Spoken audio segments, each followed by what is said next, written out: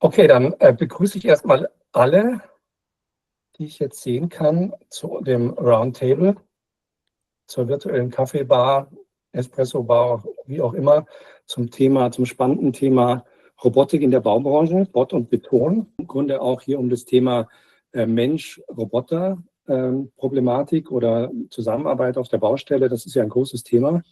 Mhm. Gerade das ist ja auch ein Thema, das den Arbeitsschutz betrifft. Vielleicht könnten Sie da auch was dazu sagen. Mhm. Kann ich gerne machen. Ich würde auch kurz dann die Sequenz nutzen und mich gerade noch vorstellen Genau. und meine, ich sage das mal, Herkunft. Moment, das bin ich. Jetzt müsste man meinen Bildschirm sehen. Ja. So. Genau, also Deutsche Gesetzliche Unfallversicherung, ich weiß nicht jetzt, wie tief da drin ist praktisch der Spitzenverband der Berufsgenossenschaften und der Unfallversicherungsträger. Es gibt in Deutschland 9 Berufsgenossenschaften, die sich halt auf Verwaltung, Bauwirtschaft, Holz und Metall, Handel, Warenlogistik, Energie, Textil, Nahrungsmittel, Gastgewerbe, Rohstoffe, Chemie, Verkehrswirtschaft und Wohlfahrtspflege oder Gesundheitsdienst aufführen. Dann gibt es halt noch die ganzen Unfallkassen der Länder, die Feuerwehrunfallkassen und so weiter. Und darüber gibt es halt dann als Dachverband die Deutsche Gesetzliche Unfallversicherung, die praktisch das Ganze dann koordiniert und auch gegenüber der Politik quasi vertritt. Dann gibt es, jetzt muss ich gerade weiter. Wieso geht es nicht weiter? Also genau, unter der Deutschen Gesetzlichen Unfallversicherung, die betreibt praktisch 3 Forschungsinstitute. Und das IFA ist das größte von diesen 3, sitzt in St. Augustin und ist halt naturwissenschaftlich und technisch hauptsächlich unterwegs. Die anderen sind dann halt teilweise Medizin und Richtung Personenausbildung und so weiter. Und ja, genau, wir haben halt auch einen großen Aspekt, ist der Maschinenschutz. Man sieht es hier auch an dritter Stelle da. Und sind halt in dem Bereich forschend und beratend unterwegs. Die Aufgabenschwerpunkte sind bei uns halt, dass wir zum einen Maschinen prüfen, zertifizieren oder auch Schutzeinrichtungen und solche Sachen, forschen, entwickeln, Beratung, Analytik von zum Beispiel Stäuben und solche Sachen. Sieht man hier als Aufteilung. Und dann halt die Themenschwerpunkte sind dann im Prinzip physikalische Einwirkungen, bauliche Einrichtungen. Das sind so Sachen wie Bodenbeläge, Fallnetze, chemische, biologische Einwirkung, Geräte, Produktsicherheit ist dann auch wieder praktisch Richtung Prüfung orientiert. Das sind praktisch so die Themenschwerpunkte, die wir haben. Und ich bin da in der Abteilung 5 angesiedelt. Da geht es um Unfallprävention, Digitalisierung und Technologien, ist der Titel.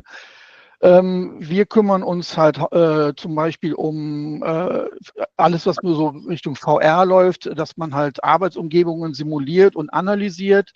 PSA, also persönliche Schutzausrichtungen, aber auch zum Beispiel diese Scheibe mit dem Loch ist eine Schutzverglasung von einer Drehmaschine. Da werden praktisch Festigkeitsprüfungen für diese Schutzscheiben gemacht. Wir kümmern uns um Robotik, Maschinensteuerungen, also Sicherheit von Maschinensteuerungen, genauso wie Schleifscheiben, Baumaschinen, Pneumatik, Hydraulik, Schutzeinrichtungen, diese ganzen Sachen.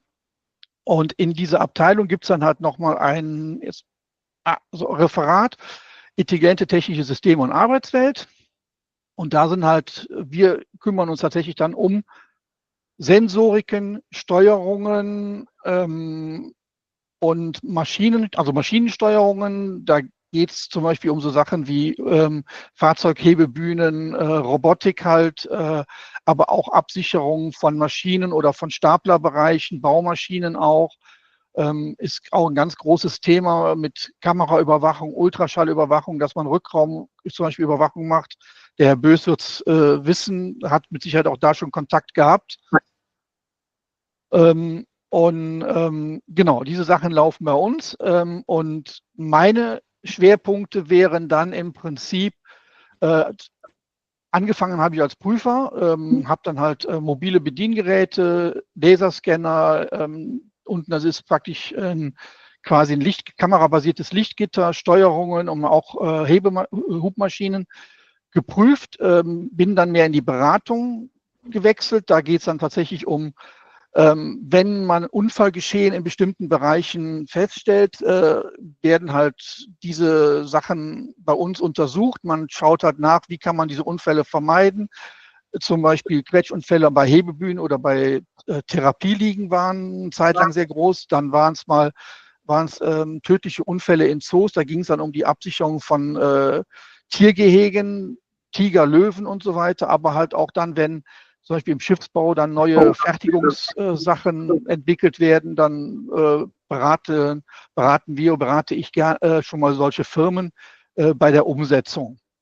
Und inzwischen Hauptschwerpunkt ist halt zum Beispiel tatsächlich die Robotik, Industrierobotik, kollaborierende Robotik, Beratung zu Sicherheitsthemen, sowas wie jetzt hier ist. Und der Herr Amadeus hatte ja praktisch die Frage an die DGUV gestellt, ob von uns einer dazukommen kann. Aber auch Bewertung kollaborierender Roboterarbeitsplätze und auch das ist der Fall. Und ein weiterer Schwerpunkt bei mir ist alles, was sich ums mobile Bedienen geht, Funkfernsteuerungen von Fahrzeugaufbauten, von Maschinen. Habe auch bei Prüfgrundsätzen mitgeschrieben. Und unten rechts, das ist eine Entwicklung, die aus meiner Feder stammt, dass man praktisch, ich habe eben zum Beispiel gehört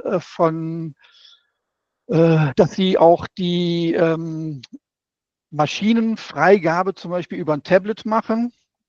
Und wenn man sich halt jetzt wirklich Maschinenbedienung anguckt, und da kann man direkt ansetzen, eine Maschinenbedienung über ein Tablet ist keine sichere Maschinenbedienung. Das ist halt genau so ein Punkt. Und wir haben das aber tatsächlich festgestellt, dass die Industrie da immer mehr hindrängt, dass man im Prinzip normale Smartphones, Tablets zur Maschinenbedienung nutzen will. Und dann hatte ich irgendwie die Idee, man nimmt quasi einen Rahmen, weil für eine sichere Maschinenbedienung ist halt immer noch der Punkt Nothalt- und Zustimmeinrichtungen für manuellen Betrieb, beziehungsweise beim Automatikbetrieb muss man auch gewisse Sachen beachten. Und diese Verbindung aus einem nicht sicheren Tablet mit sicheren Steuerungskomponenten, wie zum Beispiel Nothalt und solche Sachen, das war diese Idee, dass man das praktisch so in so eine Art Rahmen macht, der dann modular zusammensetzbar ist.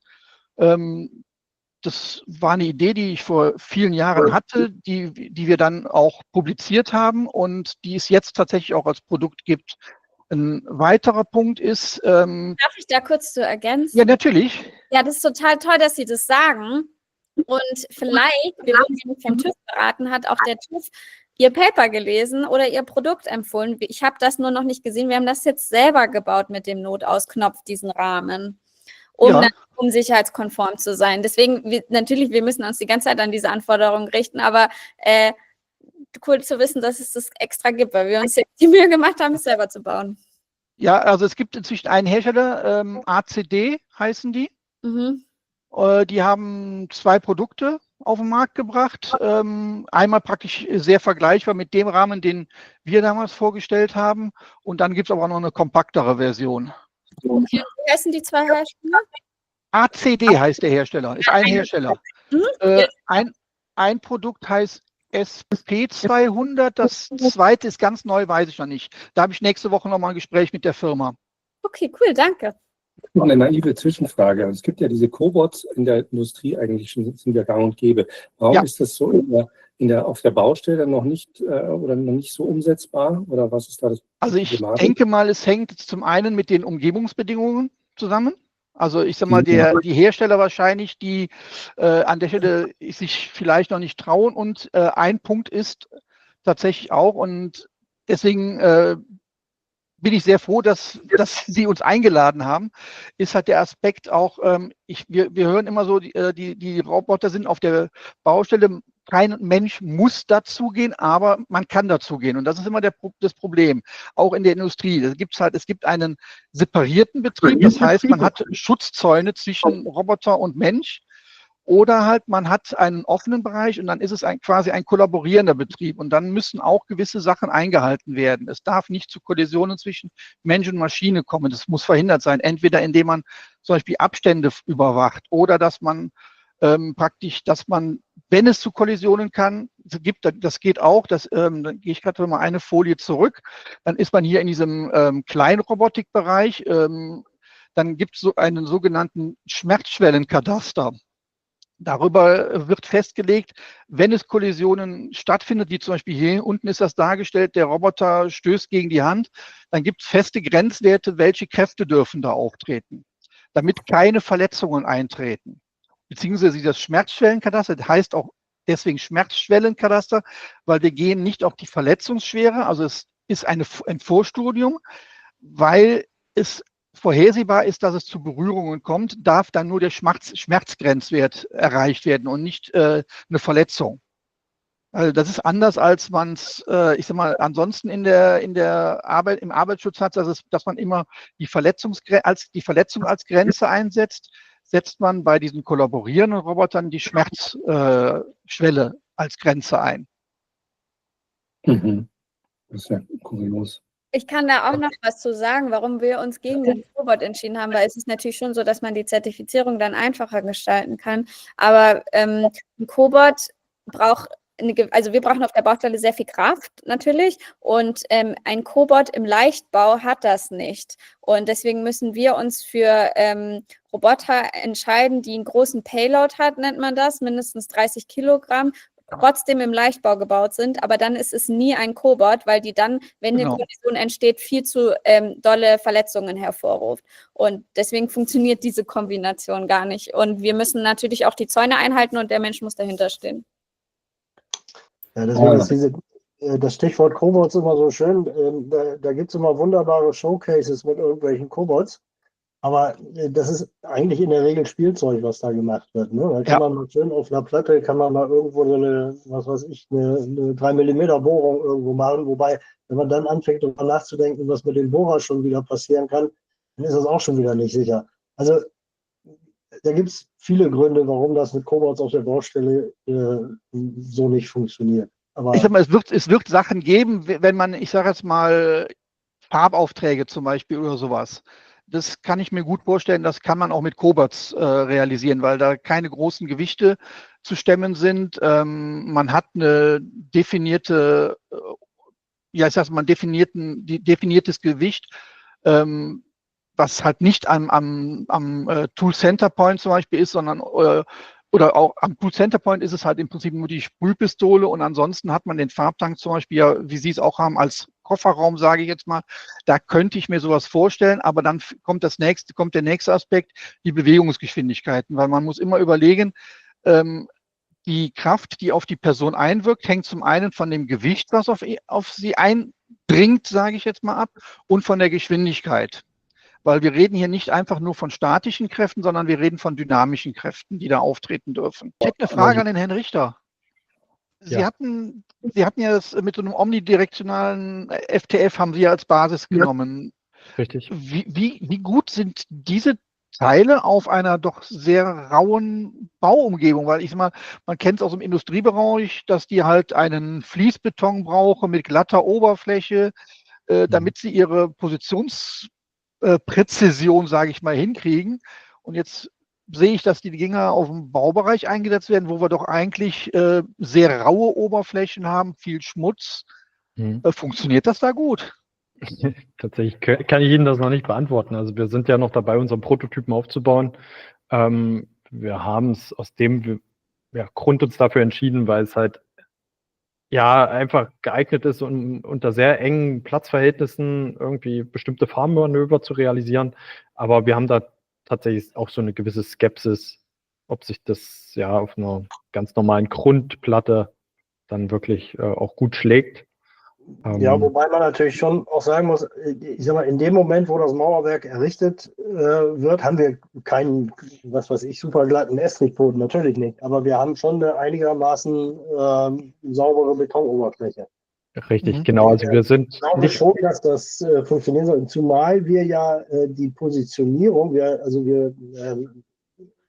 machen ja jetzt nicht nur eine Odometrie oder so, um eine Position zu finden, sondern wir orientieren uns ja im Raum, sodass wir dann, glaube ich, auch präzise positionieren können. Okay. Das heißt, Sie nutzen im Prinzip zum Beispiel auch, ich habe gesehen, da waren Laserscanner eingezeichnet oder so. Sie nutzen die dann quasi auch wieder, um darüber sich Positionsdaten zu holen und an Mauern oder an gegebenen festen Sachen schon wieder zu orientieren.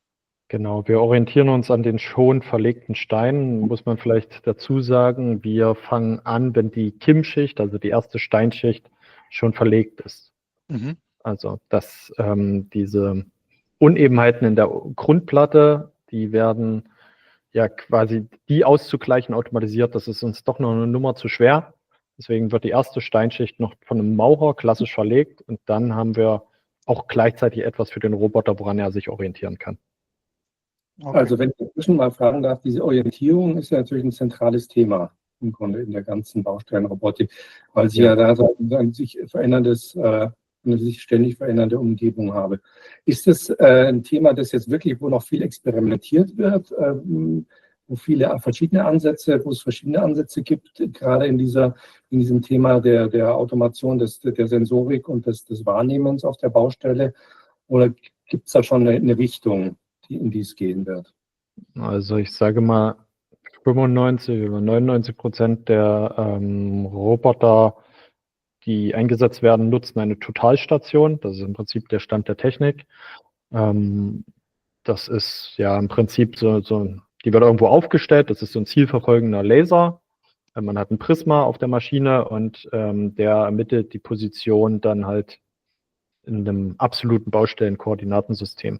Das funktioniert relativ gut, hat aber auch ein paar Nachteile. Die Totalstation ist sehr teuer. Man braucht Fachpersonal, um die einzumessen.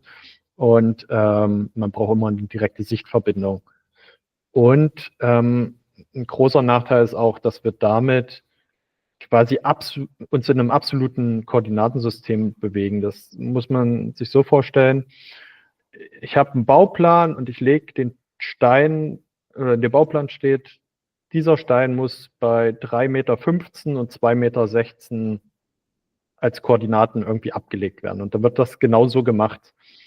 Egal, ob das jetzt, oder anders gesagt, also dieser Stein hat ja Längenabweichungen, also Toleranzen. Und wenn der jetzt zu lang ist und quasi der benachbarte Stein quasi auch zu lang war, dann habe ich ein Problem, weil dann kollidieren die miteinander. Weil ich orientiere mich nicht an dem benachbarten Stein, sondern in meinem absoluten Koordinatensystem. Und das ist das große Problem. Das ist für die Anwendung, die wir da gesehen haben, Bohren, Betonabtrag, da ist das nicht relevant. Aber in dem Moment, wo ich irgendwie Steine übereinander lege, wird es relevant. Ja, diese ganze Geschichte mit dem zielverfolgenden Tachymeter ist aufgrund der genannten Nachteile auch wirklich nur eine Notlösung. Ne? Das machen die meisten, weil es nichts Besseres gibt. So, Ja. und man orientiert sich natürlich an den Maschinen. Alle haben irgendwie Laser und was weiß ich, manche machen Radar und dann wird experimentiert mit UWB und mit allem Möglichen. Aber es gibt noch nicht das wirklich, wirklich gut funktionierende. Also da passiert viel. Und die Sensorik, die Technologie entwickelt sich da schon relativ rasant auch weiter. Und da wird dann ständig auch wieder was Neues ausprobiert. Naja, das stimmt. Also gerade, wie Sie sagen, Positionierung, UWB ist groß auf dem Vormarsch, weil sie halt relativ präzise sind, weil es als Indoor-Navigation, sage ich mal, funktioniert. Vergleichbar zum GPS. Was mir noch eingefallen ist ein anderes Problem eigentlich, wenn ich mich nicht vertue. Ich weiß nicht, ob es bei Ihnen war oder ob es davor die Präsentation war. Ich meine, ich hätte einen SIG Microscan irgendwo da mal erkannt als Scanner an so einem FTF. Soweit ich weiß, sind ja diese ganzen Laserscanner in der Regel auch Indoor-Geräte. Also es gibt jetzt die ersten Cold Store oder auch Outdoor-Geräte, aber die sind ja in der Regel gar nicht auf den handelsüblichen FTFs verbaut. Also die handelsüblichen FTFs sind ja eigentlich immer nur für den Indoor-Gebrauch. Also auch da müsste man, ich sag mal, schauen, wie das ist, weil gerade diese Laserscanner, wenn ich die als Schutzeinrichtung ja auch noch nutzen möchte, dann sind die gar nicht für den Anwendungsfall gedacht. Wäre mitunter auch für Sie, also zum Positionieren reichen die mitunter, aber nicht als Sicherheitsmaßnahme. Die reichen zum Positionieren, sage ich mal, im Zentimeterbereich für die mobile Ja. Plattform, aber nicht zum Positionieren des Arbeiters beziehungsweise des Arbeiters, sage ich, des Des Arms, Steins. beziehungsweise des Werkstücks, genau. Da müssen wir doch im Millimeter, besser Submillimeterbereich Ja. Genauigkeiten erreichen. Und dafür gibt es tatsächlich keine Lösung bisher, keine vernünftige. Richtig. Also im Millimeterbereich. Naja, also so ein Stein, wenn ein Maurer einen Stein auf den anderen setzt, dann fährt man da mit dem Finger über die Kante drüber und die sind schon direkt übereinander. Also es ist nicht, dass der eine Millimeter oder 2 Millimeter daneben ist. Also das Einzige, was ich mir vorstellen könnte, wäre noch, dass man so eine Art taktiles Fühlen noch integriert, weil manche Roboterarme können das, die können, ich sag's mal, mit geringer Kraft sich einem Objekt nähern und können fühlen, wo ist das Objekt. Das heißt, man könnte im Prinzip den Stein neben den anderen Stein halten und dann, langsam dran fahren und sagen, okay, da ist er, jetzt fahre ich wieder einen Millimeter weg oder sowas. Genau das machen wir. Also wir haben auch einen Kraft-Drehmomentsensor vorne am Werkzeug dran und wir merken, wann quasi der Kontakt da ist. Aber wenn ich jetzt das mit dem die Analogie zum autonomen Fahren, da gibt es ja diese verschiedenen Stufen 1 bis 5. Wo befinden wir uns da jetzt? Lässt sich das überhaupt vergleichen oder wo befinden wir uns da jetzt auf der Baustelle? Es geht ja im Grunde auch. Ja.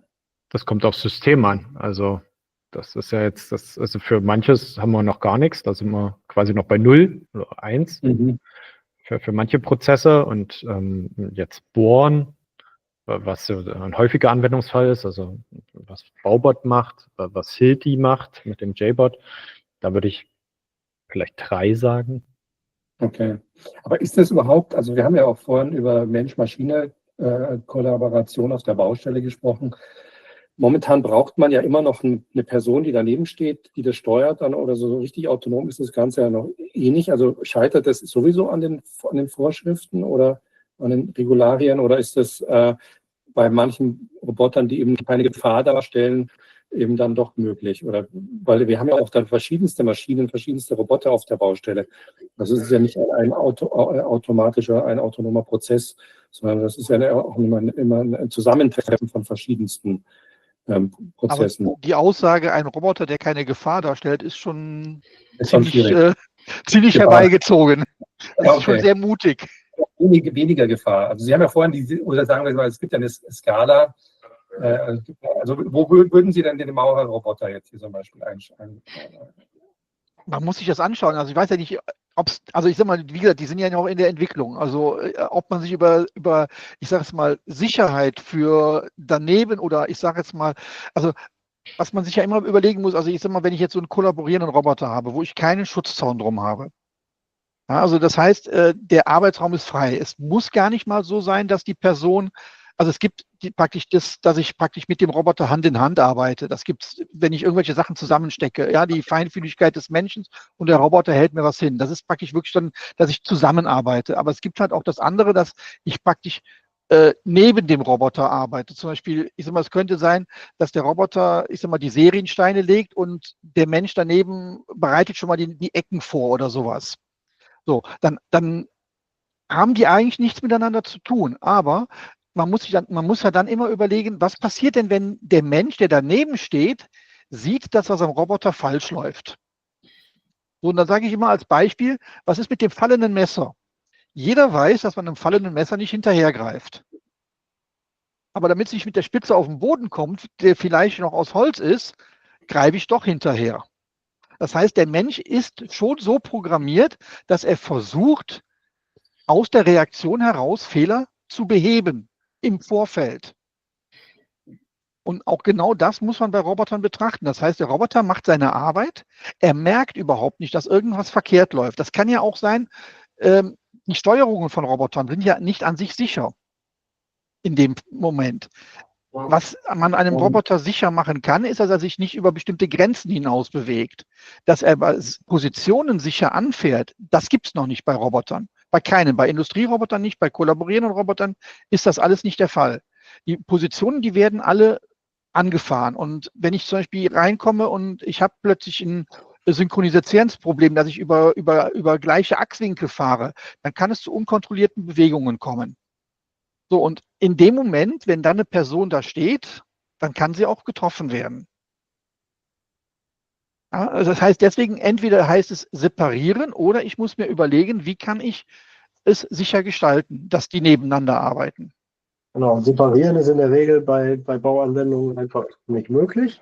Gibt das Richtig. Prozess eben nicht her, weil dafür müsste alles, nicht nur ein Prozess, sondern alle benachbarten Prozesse müssten voll autonom laufen und da sind wir noch Lichtjahre von entfernt. Ja. Deswegen ist Sicherheit sicherlich, also gar nicht nur das Thema Normung. Wir können jetzt immer schimpfen, dass die Normung, dass die Gesetzeslage das nicht hergibt. Aber nee, die Sicherheit ist einfach noch nicht gewährleistet in ganz vielen Richtig. Anwendungen. Und das Zweite ist sicherlich, dass Zuverlässigkeit und Robustheit eben auch an ganz vielen Stellen noch bei weitem nicht ausreichend sind. Also die Leute stehen ja nicht nur daneben und drehen Däumchen, sondern die greifen ja vielfach auch ein, weil wieder irgendeine Sondersituation ist, in der es eben noch nicht funktioniert. So, also deswegen sind diese Showcases alle. Was wäre denn jetzt hier die stufenweise, weil Sie sagen Lichtjahre, das klingt ja gleich schon erschreckend. Vollautonom ist Lichtjahre entfernt, aber das soll uns ja nicht davon abhalten, Teilautomatisierungen. In normalen Zeitabständen irgendwie. 10 Jahre, 20 Jahre, 30 Jahre, 50 Jahre, was wären Ihre Ich glaube, das wird sogar relativ schnell passieren, weil wir sind im Moment in einem so sehr dynamischen Zeitalter und wie gesagt, die KI kommt immer weiter. Noch heißt es, KI ist für Sicherheitsaspekte nicht zulässig, aber auch das wird sich ändern. Ja? Okay. So, und also ich glaube schon, wir werden da sehr schnell Möglichkeiten haben, technische Möglichkeiten haben, das voranzutreiben.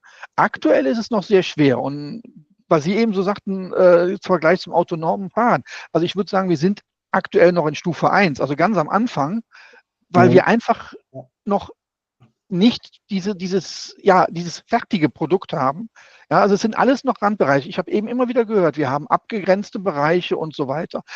Da kann man das alles machen, aber man will ja eigentlich in dieses Offene rein. Ich finde, man kann das aber auch so spontan, so pauschal gar nicht beantworten. Das macht keinen Sinn, weil natürlich gibt es Anwendungsbereiche, wo es viel weiter ist. Wenn ich sag mal, keine Ahnung, irgendwelche Mining-Trucks, die durch die Gegend fahren, die fahren voll autonom. Das ist Stufe 5, das geht. Also möglich ist das. So, aber deswegen kann ich also niemand kann sagen, wann ist die ganze Baustelle Stufe 5. Da kann man keine seriöse Antwort drauf geben. Man kann sich einzelne Prozesse angucken und kann sagen, okay, wann glaubt man denn, dass das erste Mal ein Mauerroboter, sagen wir mal, alleine ein Stockwerk errichtet? So, da könnte man eine Einschätzung treffen, wobei das natürlich viel Glaskugel gucken ist, aber da würde ich mal sagen, keine Ahnung, vielleicht in 10 Jahren. So, vielleicht auch schon ein bisschen schneller, vielleicht in 5 Jahren. So. Okay. Genau. Das wäre ja der Ansatz, also ab wann es möglich ist. Der andere ist natürlich der Marktansatz. Ab wann wird das vom Markt gerollt? Was sind im Grunde aus Ihrer Sicht die treibenden Faktoren im Grunde, die Robotik beschleunigen können? Also wir haben ja schon gehört, Fachkräftemangel ist ein Aspekt, den man immer wieder hört. Momentan kommen ja die meisten Arbeiter noch aus dem ehemaligen Ostblock oder aus Niedriglohnländern, Bulgarien. Das wird sich ja auch in den nächsten Jahren ändern. Also die holen ja auch auf. Bulgarien, Rumänien. Also da könnte man natürlich sagen, die Fachkräfte gehen dann langsam aus, die günstigen, und dann ist Preisdruck da. Dann haben wir gesetzliche Vorgaben und staatliche Vorschriften könnten BIM, sozusagen digitale Baustellen, verbindlich machen. Das weiß ich auch nicht, ob das ist natürlich auch, bei staatlichen Projekten ist es ja schon der Fall, bei privatwirtschaftlichen oder kleineren wahrscheinlich eher, also BIM ist ja schon seit Jahrzehnten jetzt, würde ich sagen, ein Thema. Durchgängige Digitalisierung, ja, ist auch schwierig, massive Preissenkung durch Serienfertigung. Ja, technologische Durchbrüche, Fortschritte bei künstlicher Intelligenz haben wir angesprochen, Sensorik, Greiftechnik haben wir angesprochen, genau. Modularität und Plugins bei Baustellen, ja, Druck von Auftraggebern und Großunternehmen, das ist natürlich eine Sache der Wirtschaft dann.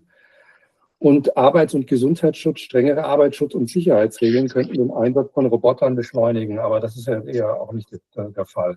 Also, wo sehen Sie denn den Nein, ich würde gar nicht sagen, dass das nicht beschleunigt. Also ich glaube schon, dass im Sinne des Arbeitsschutzes durchaus auch interessant ist, auf Baustellen Robotik einzusetzen. Weil wie gesagt, die Roboter haben eine hohe Wiederholgenauigkeit. Es gibt Sachen, wo die prädestiniert sind. Es gibt keinen Montag für Roboter, die arbeiten an einem Montag genauso wie an einem Sonntag, oder an einem normalen Wochentag. Also ja, das ist anders als eine Person. Deswegen setzt man zum Beispiel auch im Schiffsbau oder auch im Automobilbau inzwischen Schweißroboter ein, weil die Schweißnähte eine wie die andere aussehen. So würde im Prinzip bei einem Roboter, wenn der irgendwann weiß, wie er eine Mauer zu setzen hat, würde auch eine Mauer wie die andere aussehen. Ja, und nicht, es gibt gute und es gibt schlechte Tage. Also die Automation ist ja in der Industrie schon lange der Fall und genau war ja auch der Grund, weil es dann nicht mehr das Montagsauto gab. Das gab es ja irgendwann mal noch in der Nachkriegszeit, wo die Arbeiter dann noch ein bisschen alkoholisiert aus dem Wochenende kamen. Richtig. Dass die Robotik auf der Baustelle kommen wird, ist klar. Da brauchen wir gar nicht, das ist, würde ich sagen, die Frage ist jetzt eher nur, wie es vonstatten geht. Wir haben ja jetzt vorhin Startups gesehen, die sozusagen sich in der Nische voranrobben oder sich die Nische suchen, da wo der Mensch im Grunde schnell ermüdet, wo er vielleicht auch nicht eben so durchgängig arbeiten kann, wie eben über Kopfbohren oder Beton reinigen. Das ist genau die Nische, die natürlich die Maschine übernehmen kann. Aber die Frage ist natürlich jetzt, wie die nächsten Schritte aussehen werden und wie schnell es gehen wird. Ich denke auch, es war eben irgendwo mal, irgendeiner hat eben mal gesagt, mit Abriss von Kernkraftwerken oder sowas. Auch solche Sachen, wo ich mit Gefahrstoffen arbeite. Auch das ist interessant. Ja, also man macht in der Automobilindustrie, geht man zum Beispiel gerne hin, dort, wo mit Fetten und Ölen gearbeitet wird. Dann nimmt man einen Roboter, weil man die Personen gar nicht mehr diesen Dämpfen oder so aussetzen will. Okay, wir machen Schluss, würde ich sagen. Also ja. Ja. Weil langsam verabschieden sich ja alle. Wir sind eigentlich schon über der Zeit. Aber man merkt natürlich am Schluss, wenn die Runde kleiner wird, dann wird es dann doch ein bisschen interessanter. Wir werden das, glaube ich, für das nächste Mal auch mitnehmen, dass wir die Runden etwas kleiner machen, weil es sonst doch etwas. Ja, ich glaube, ich weiß ja nicht, ob das schon eine Dauereinrichtung bei Ihnen ist. Also ich bin ja jetzt auch erstmal, weil Sie ja praktisch die BG angeschrieben haben, dazugekommen. Der Herr Marco Bredlow, der ist von der BG Bau, der wäre normalerweise auch noch dazugekommen. Mit ihm zusammen hatte ich auch schon mal so was Ähnliches, so einen Baustellenroboter, hatten wir schon mal Kontakt zu einer Firma auch. Wie gesagt, das sind Sachen, aber man müsste sowas vielleicht tatsächlich auch in einem größeren Rahmen oder in einem längeren Rahmen, glaube ich, machen. Also ich glaube, so dieses nur für eine Stunde zusammensetzen und dann stellen sich alle vor, dann läuft die Zeit sehr schnell weg. Ja, es liegt auch an der Größe der Runde, muss man natürlich dazu sagen. Also ich habe jetzt am Anfang 3 Minuten geplant für jeden. Das wurde natürlich von jedem überzogen. Das hat nicht ganz so hingehauen. Aber ansonsten sieht man, dass es so, wenn kleinere Runden sind, dann ist der Dialog und das Gespräch einfach dann doch ein bisschen interaktiver und besser, als wenn sich die Leute einfach nur vorstellen. Genau. Aber es war auf jeden Fall sehr, sehr spannend. Wir hatten ja jetzt auch wirklich sehr schönen Schwerpunkt auch auf Robotik und gerade Mensch-Interaktion, Arbeitsschutz.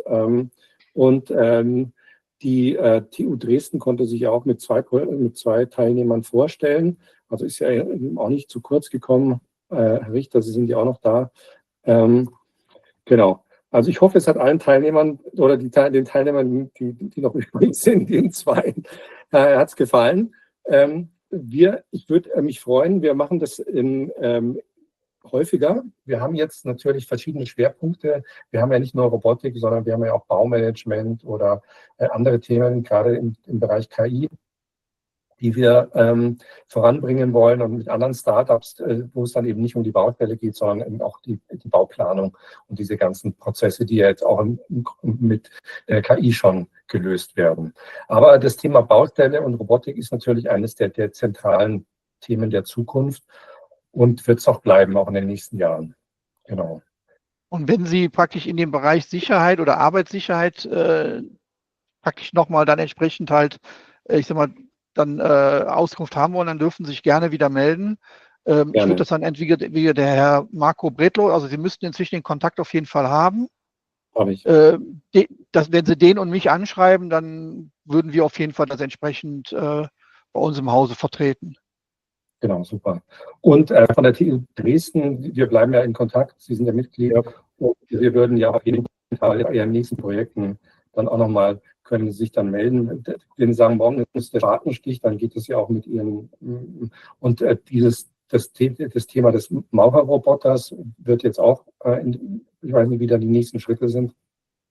Na, wir haben ein aktives Forschungsprojekt, das läuft bis Ende nächsten Jahres und dann haben wir hoffentlich einen funktionierenden Prototyp, den wir dann auch proben werden. Okay. Machen Sie das bereits mit der Industrie zusammen oder nur mit Fördermitteln? Mit Fördermitteln vorwiegend. Wir haben ein kleineres Unternehmen, was da noch ein bisschen beteiligt ist, ein Mittelständler aus der Region. Genau, aber noch keine größeren industriellen Partner dabei. Okay, dann ist das vielleicht ein Thema für die Zukunft, genau. Okay, das hat mich gefreut. Wir, Amadeus, können da noch mitnehmen. Also wie gesagt, auch wenn Firmen, sei es jetzt auch die TU oder auch andere Firmen, wenn die konkrete Fragen zu Personenschutz oder zu Arbeitssicherheit haben, dürfen die auch direkt das IFA oder dann halt die BG Bau ansprechen. Also dafür sind wir da, wir sind beratende Unternehmen, sei es Telefonberatungen, die können bei uns also auch spontan stattfinden. Wenn es größere Sachen sind, dann muss man gucken, wie man das macht. Größtenteils wird das über die BG abgewickelt, weil, wie gesagt, wir dienen ja der Prävention auch. Ja, ich würde ja sogar ins Netzwerk aufnehmen, weil die Frau Dr. Petzmann hat ja von vorhin auch schon gesagt, dass sie eine ähnliche Entwicklung, die sie eigentlich auch schon anbieten. Ja, ich glaube, so wenn ich es richtig verstanden habe, hat der TÜV ihr meine Entwicklung da vorgeschlagen, ja. Genau. Fand ich interessant, dass das auch von anderen Prüfstellen inzwischen zur Kenntnis genommen ist, ja. Genau. Okay, super. Ja, dann noch einen schönen Tag, hat mich gefreut. Auch so? Gleichfalls. Genau, und alles Gute. Bis demnächst. Alles Gute, bis dann. Bis dann. Tschüss. Ciao.